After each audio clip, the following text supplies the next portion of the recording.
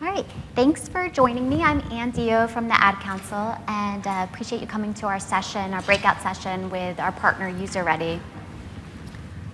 During this session, I'm gonna just give a quick background about the Ad Council, talk about our evolution of business intelligence within our organization, how we use Tableau, and give a demo using one of our campaigns. So how many people are familiar with the Ad Council? I know these guys are. So we're the leading producer of public service communications campaigns, and I'm going to show a brief video just to give you some insights about what we do. Only you can prevent forest fires. Help take a bite out of crime. Help keep the dream alive. For 20 years, Peace Corps projects have been helping people live better. And isn't that what it's all about?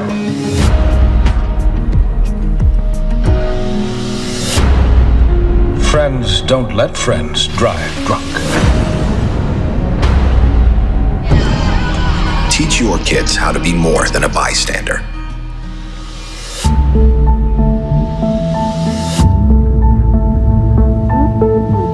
Donate stuff, create jobs.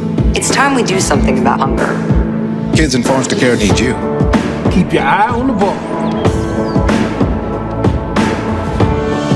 Cause I'm gonna stand by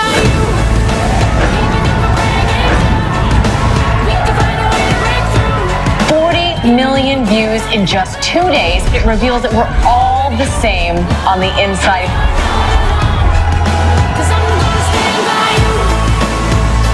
We have an opportunity to create change on the issues that we're trying to focus on at the Ad Council.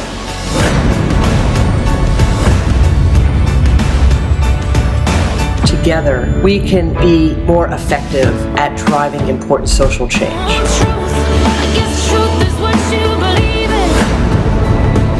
The effect of bullying is potent. We will no longer be the silent majority.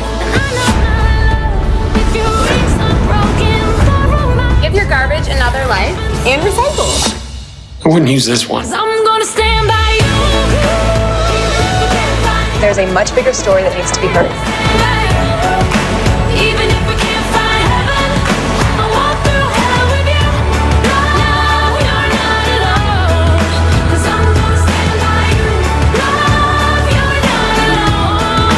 I'm gonna stand by you. Even if we can't find heaven, yeah, I'm gonna stand by you.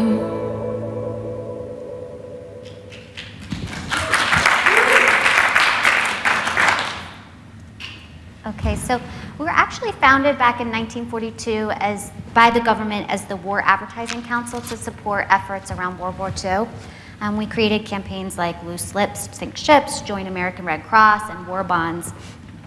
Shortly after we divorced ourselves from the government and focused on and dedicated ourselves to the most pressing social issues affecting our country.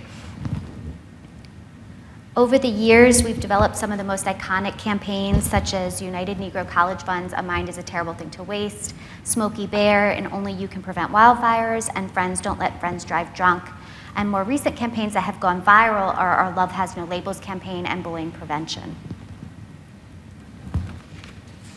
So we're a nonprofit agency, and we work with the leading nonprofit and government agencies who are the sponsors of our campaigns, and many of those agencies we've been fortunate to have long-standing partnerships with. So going into our evolution of BI and starting with our mission, the mission of the Ad Council is to produce, distribute, and promote campaigns that improve everyday lives. So our work is inspiring ongoing dialogue, engagement, and action around significant public issues, creating a measurable difference in society, and the key word there being measurable. This is our evaluation framework that we use to see how each of our campaigns is performing. And if you think about it in terms of a traditional marketing funnel, we start with exposure, which is the opportunity to reach the target audience for our campaigns. And the distinguishing factor and challenge for the Ad Council is that we don't buy media. All of our time and space that we secure on behalf of campaigns across media platforms is donated by the individual media outlets. So if you see an ad council PSA on top of a taxi ad or in a mall or in your Facebook feed, that's all donated. So we're really dependent on tracking vendors and data sources to figure out where and when our PSAs are potentially have the opportunity to be seen. Moving down the funnel, we go to awareness, which is whether or not people are the audience that sees and remembers the campaign issue and the creative assets. This is tracked and measured via nationally representative omnibus surveys that we conduct monthly. Going further down into engagement, we're looking at online interactions with our campaign through the campaign websites, through apps, and through social media. And then finally, down into impact, which is the ultimate goal of our campaign, we're typically measuring for a significant change in a societal attitude or behavior, and or if the audience is taking a specific call to action on one of the campaign's websites. So for instance, for our autism awareness campaign, we're tracking to see whether the audience is familiar with the signs of autism and are talking to their doctor about those signs. For children's oral health, we're making sure that parents are ensuring that their children are brushing their teeth 2 times a day for 2 minutes. And then for diabetes management, we're directing people to the website so they can take a quiz to see if they're predisposed to prediabetes. We use over 40 data sources to measure within each of these areas of the evaluation framework. And so when I started at the Ad Council back in 2002, I could only find digital files regarding a campaign's performance as far back as 1995. And then in 2013, we undertook a major initiative which ended up spanning 2 years, where we custom built a data warehouse and a reporting tool utilizing Microsoft SQL that could bring all of our disparate data sources together. This was our first ever platform where users could directly access results, but it quickly became outdated. We found it difficult to keep up with the ongoing changes in analytics, with big data, and especially within our landscape. And as we organizationally have adopted a culture of innovation, insights, and collaboration, it really emphasized the need for a more comprehensive and definitely agile business intelligence tool, and that's what led us to Tableau earlier this year. So it wasn't hard to find a partner to help us implement Tableau. As soon as we were introduced to UserReady, we felt confident that they could bring us up and running with the software. And what was particularly great about our partnership with them was the process for developing dashboards with UserReady that would meet our priority, starting with our priority analytics needs. They're also really fun to work with. If you're coming to the happy hour later, they're great implementation partners. They're also good drinking partners. So bringing this back to the title is, how are we saving lives with the help of Tableau and with UserReady?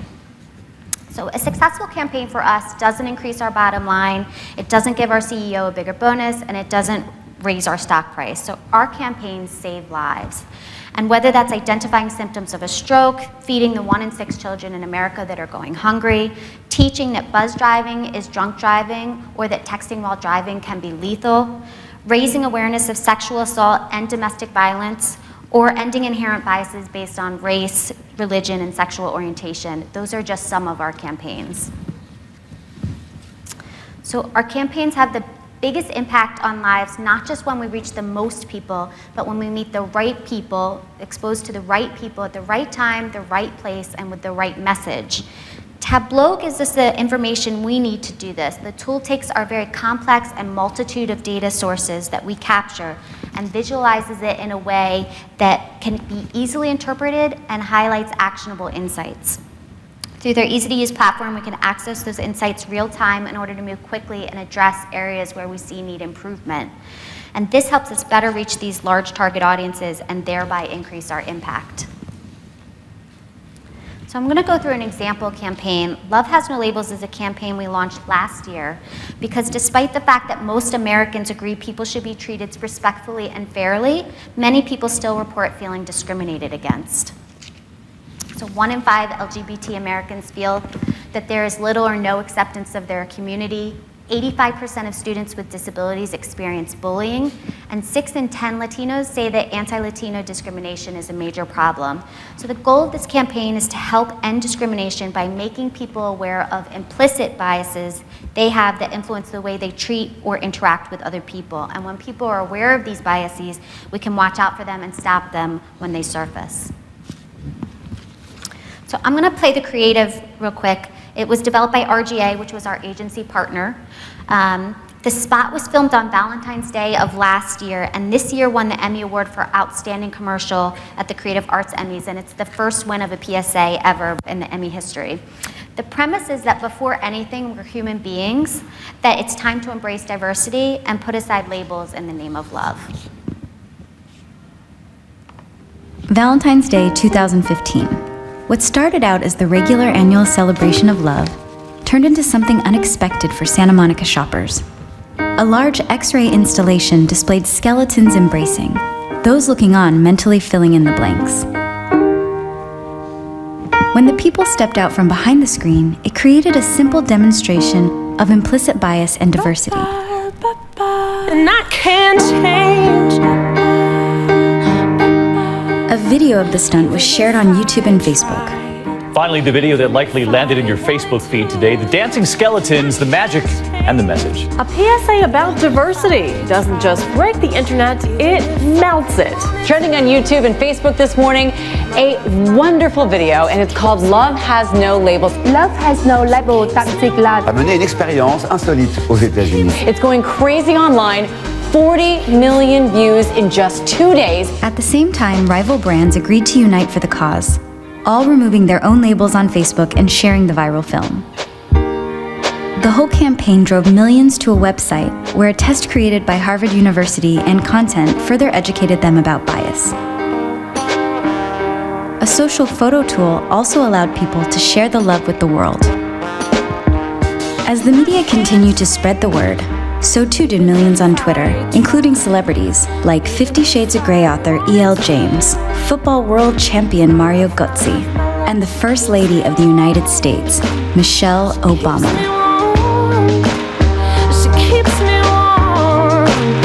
She keeps me warm.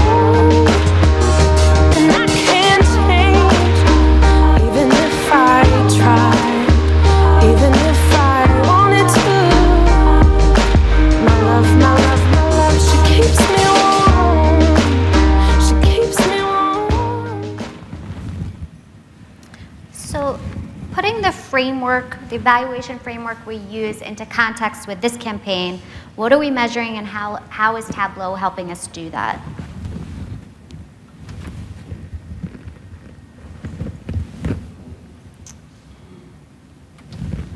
So this is a campaign summary dashboard that we developed with the help of UserReady, and it's the same marketing funnel, highlighting KPIs within each of the evaluation areas that we evaluate our campaigns against.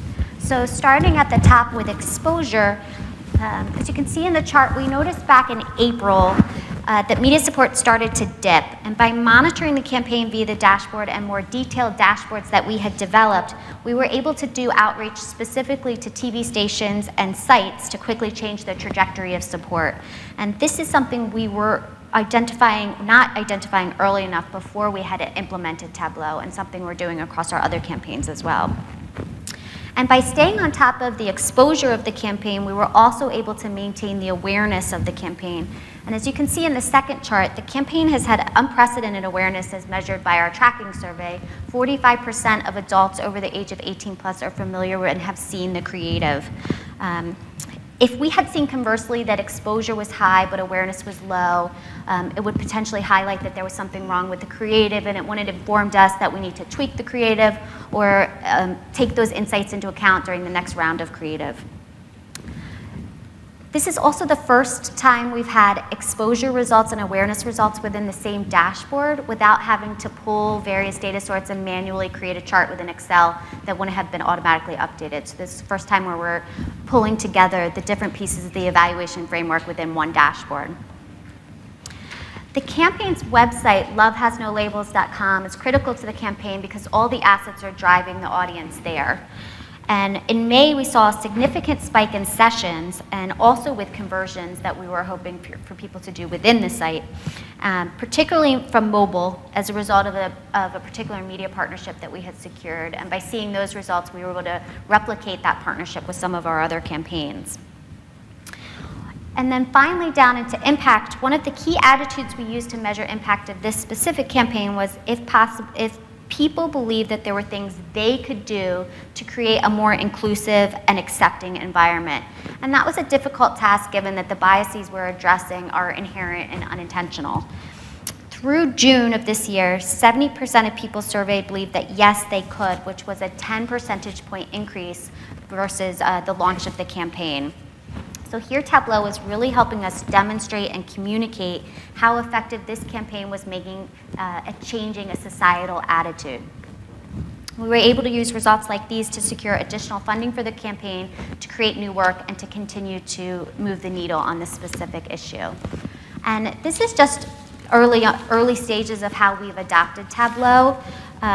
We're still kind of at the beginning of using it to inform our day-to-day decisions, but we're really excited about continuing to learn how to use Tableau to make more informed and much deeper decisions about campaign performance, and also within other areas of our organization like accounting, new business, fundraising, ways we can visualize the results so that people can get information and make informed decisions.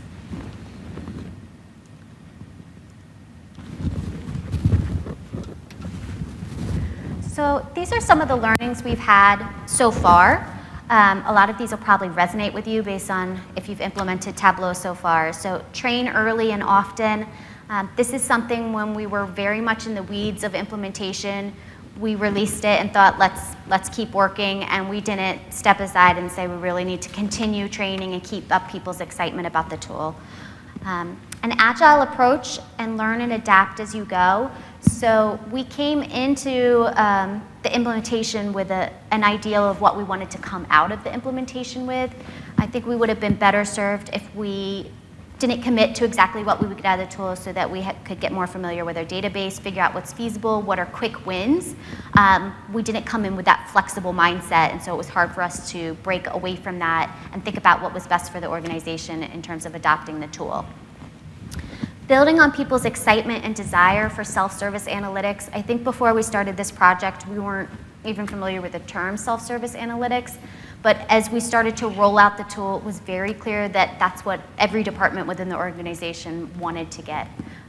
So our mission became, how can we provide data that's governed and results in a way that are consistent, everybody has access to the same information, but they feel like they're taking ownership of the performance within their individual areas. Leaving extra time for discovery phase, this happened when we were developing the SQL database as well, where we just didn't give our partners enough time to learn about our database and then underestimated the amount of time that they needed. Given that we have over 40 data sources, it took at least double the time to get familiar with that and then really start on the project. Expertise on existing database is critical, especially for our organization where we have a really small IT team and we've basically outsourced most of our maintenance and development of platforms. It would have been much more helpful in the implementation project if we were more familiar with the database or were able to bring somebody in that was more familiar with it so that we could bring our partner up to speed. Adopting a process that enforces and monitors tool usage. This is something that we're working on now to make sure that, one, the dashboards that we've created so far are useful and are giving people the information that they need, and then what needs aren't being met so that we can put those into rotation and make sure that people are continually using the tool and that it is becoming useful for making decisions. We really want to make sure that now that we've brought Tableau on board within the organization, it's being used and it's being successful. And then understanding the bigger picture about what we want Tableau to do and where it fits into the type of organization we want to be, which is making information-based decisions, being insightful and collaborative, and really fostering that culture of insight. And that's about it. It's ending a little soon, but I'm happy to take questions. The partnership, it's been it was like 6 to 9 months where it really took us to get dashboards out and have people within our organization using it. And it's been successful, but there's a lot more we want to continue to do with the tool. So we're excited about doing that, especially revamping up our efforts in the beginning of the new year. But I'm happy to take any questions. Maybe I might go ahead.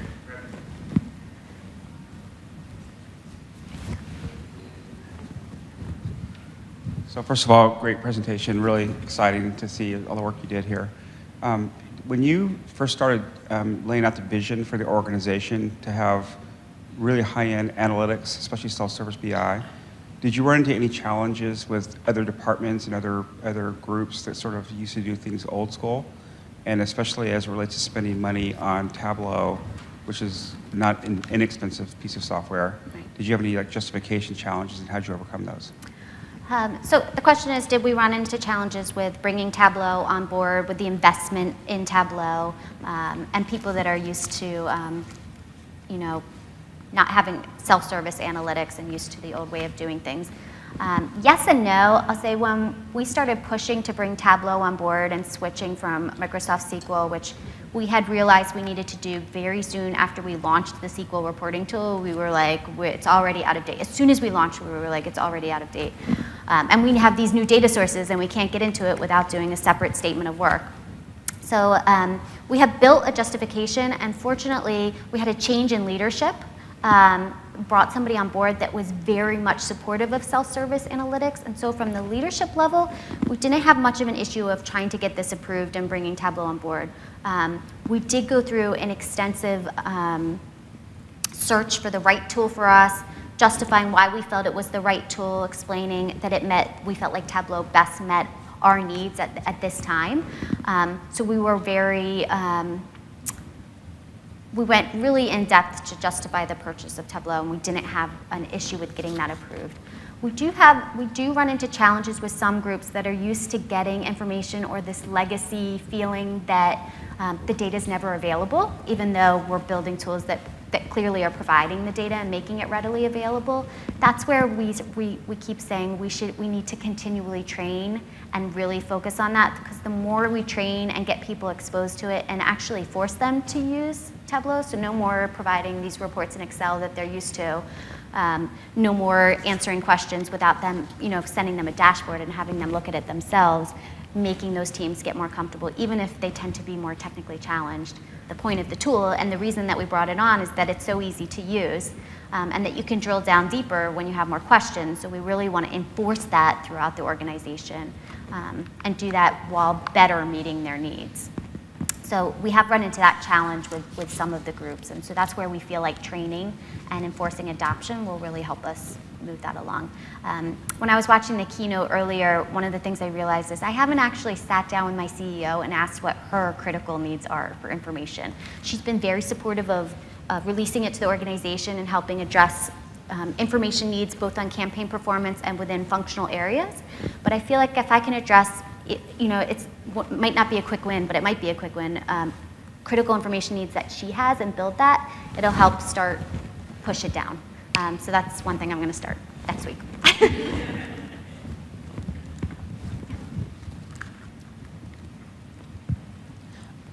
Did you need to recruit outside analysts with Tableau skills, or did you focus more on training existing people when you were implementing?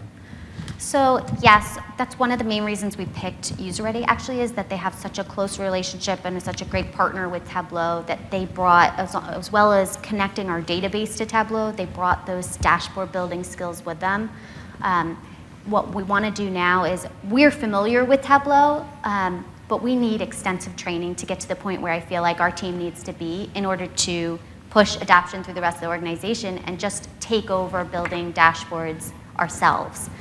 So now that we've kind of rounded out the main pieces of implementation, we want to get really good training and keep up that training throughout so that we can start to do that internally. Thanks.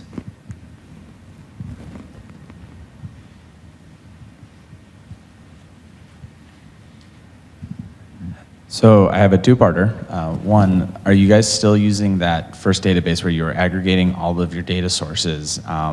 If yes, great. If not, how are you aggregating your data? And then the second is the dashboard that you showed, I'm sure other internal dashboards. Are you able to go by channel or by platform and see how those campaigns are performing beyond just an aggregate? Yeah, so for the first question, which is, are we still using our database? The answer is yes. And it's one of the things that made me feel a lot better coming out of that partnership where we built the sequel is that even though it quickly became outdated, there was a huge investment behind building the database that is not wasted and that we're continuing to use. What UserReady has helped us do is bring in additional data sources that we quickly needed to start to bring us up to speed. And we're continuing to add data sources, especially in the social media platforms. Like, for instance, for Love Has No Labels, the video for Love Has No Labels was one of the top 10 viewed videos last year on YouTube. Those results actually aren't in this dashboard yet because we need to bring it in. So having UserReady as our partner is just trying to bring those additional sources into the data warehouse. But with over 40 data sources, we couldn't have recreated that. And it's working, it's meeting our needs. So yes, we're continuing to use that. The second question is, remind me what the second question was? Just being able to drill down to the platform or the channel. Yeah, so we've released 9 dashboards. And so we focused on exposure because that's what we've typically had the most information on and provided reporting on before. So we prioritize that above like awareness and impact, where we have top-line survey metrics, but we haven't built dashboards to expand on other results from the survey. So in exposure in particular, we have supplement dashboards that are all related within the database that break down, and that's how for Love Has No Labels, when we saw that dip in April, we could tell it was from TV stations, were slowing down on their support of it, and particular sites. So we were able to identify who we needed to reach out to bring that support back up. So particularly in the exposure area, we're able to delve deeper, and what we want to do is create dashboards that do that within the other areas of the evaluation framework.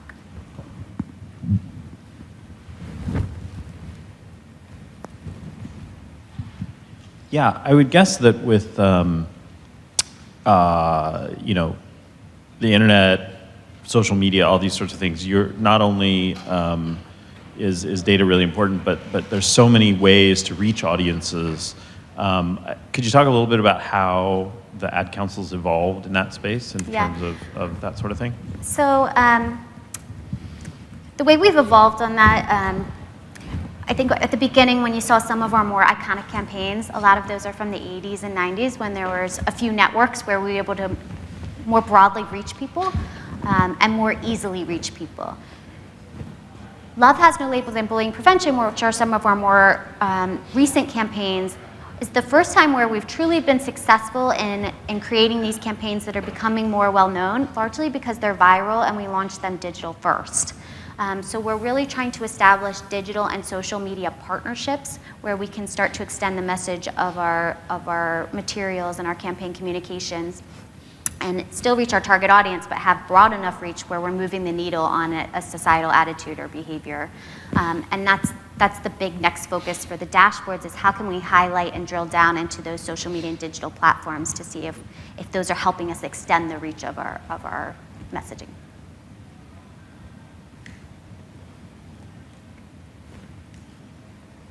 Any other questions? Okay. Thanks for joining.